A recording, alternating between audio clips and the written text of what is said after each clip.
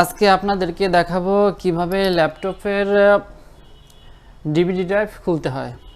তো আমি আমার হাতে আজকে যে ল্যাপটপটি দেখতেছেন এটি হচ্ছে ডেলের ইনস্পায়রন 15 মডেলের ল্যাপটপ।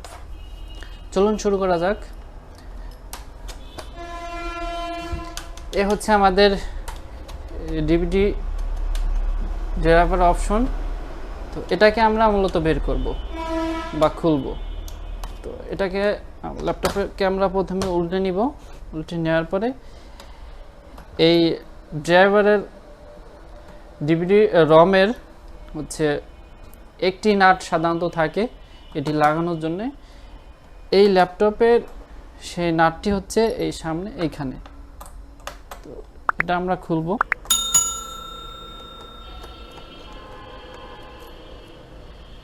নাট খোলা শেষ।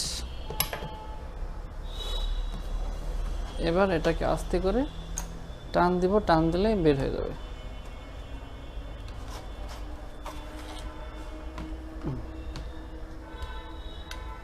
বের হয়ে গেছে।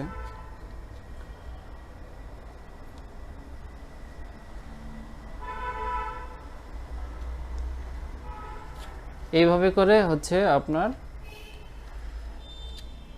ডিভিডি রম ল্যাপটপ থেকে বের করতে হয়।